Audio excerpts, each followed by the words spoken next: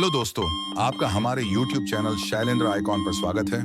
हाँ दोस्तों, वीडियो को लाइक करें और कमेंट करें और वीडियो को शेयर करना ना भूलें और YouTube चैनल को सब्सक्राइब जरूर कीजिए। आज हम बात करेंगे ऐसी कहानी के बारे में जिसे आपने कभी सुना ही नहीं होगा।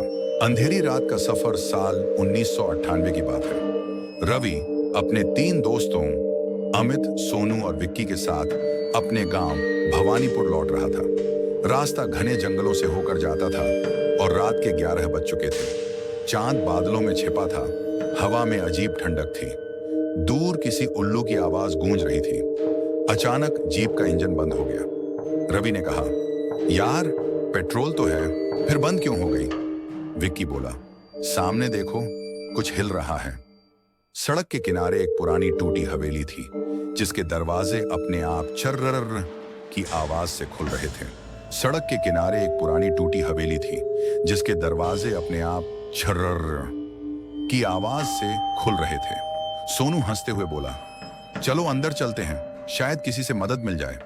बाकी तीनों ने मना किया, लेकिन बारिश शुरू हो गई तो सब मजबूर होकर हवेली में घुस गए। हवेली का सन्नाटा अंदर जाते ही एक भारी सी बदबू और नमी ने सबको घेर लिया। दीवारों पर काले धब्बे थे और छत से पानी टपक रहा था।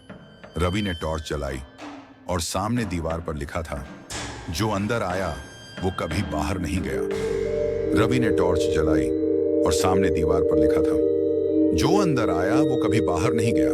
विक्की ने कहा, किसी ने मजाक किया होगा। लेकिन तभी ऊपर के कमरे से कदमों की आहट आई। सब चुप हो गए। कोई है वहां? रवि ने पूछा।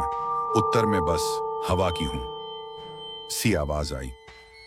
लाल साड़ी वाली औरत तीनों दोस्त ऊपर गए तो देखा, एक औरत लाल साड़ी में, बाल खुले हुए, दीवार की ओर मुंह करके खड़ी थी।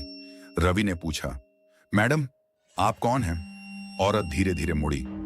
उसका चेहरा जला हुआ था, आंखें खून जैसी लाल। अमित डर के मारे पीछे गिर गया। औरत ने धीमे स्वर में कहा, तुम सब मर चुके हो, बस तुम्हें अभी पता नहीं।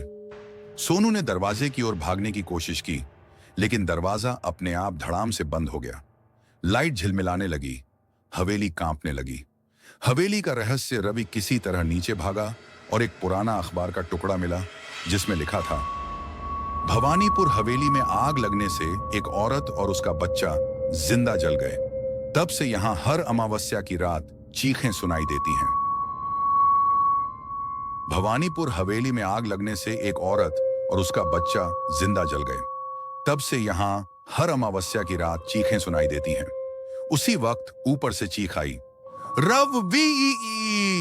वह भागकर ऊपर गया। देखा, सोनू और विक्की की गर्दनें उल्टी घूमी हुई थीं और वह औरत अब बच्चे की लाश गोद में लेकर झूल रही थी। तुमने मेरे बच्चे को देखा था, अब देखो मैं उसे सुला रही हूं। तुमने मेरे बच्चे को देखा था, अब देखो मैं उसे सुला रही हूं। आखिरी दरवाजा रवि नीचे भागा, दरवाजा खोला, लेकिन बाहर वही कमरा फिर से सामने था। वह चीखा, मैं बाहर निकलना चाहता हूं। दीवार पर परछाई उभरी। उसकी अपनी परछाई नहीं थी, किसी और की थी। हवेली से बाहर जाते समय उसने देखा, उसकी परछाई हंस रही थी और तभी अचानक सब काला हो गया। 10 साल बाद भवानीपुर में अब वह हवेली बंद है। लोग कहते हैं, जो भी वहां रात बिताता है, सुबह उसका चेहरा काला और आंखें लाल मिलती हैं। और कभी कभी रात में उस हवेली से 4 लोगों की हंसी सुनाई देती है। रवि, अब हमारी बारी है, चलो खेलें। समाप्त। 10 साल बाद भवानीपुर में अब वह हवेली बंद है। लोग कहते हैं, जो भी वहां रात बिताता है, सुबह उसका चेहरा काला और आंखें लाल मिलती हैं। और कभी कभी रात में उस हवेली से 4 लोगों की हंसी सुनाई देती है। रवि, अब हमारी बारी है, चलो खेलें। समाप्त। भवानीपुर की उस हवेली में अब कोई नहीं जाता। कहते हैं, वहां हर अमावस्या की रात एक औरत लाल साड़ी में दीवार के पास खड़ी मिलती है और जब कोई वहां टॉर्च जलाता है, दीवार पर 4 परछाइयां दिखाई देती हैं, रवि, सोनू, विक्की और अमित की। लोगों का कहना है, अगर तुम उस हवेली के पास रात में खड़े होकर रवि या नाम 3 बार पुकारो तो कोई पीछे से तुम्हारे कान में फुसफुसाता है, मैं यहीं हूं, मत बुलाओ। कुछ रहस्य ऐसे होते हैं जिन्हें जानना मौत को बुलाना होता है, क्योंकि हवेली आज भी जिंदा है, बस अगले मेहमान का इंतजार कर रही है। अगर तुम अकेले सुन रहे हो तो पीछे मत देखना। The end.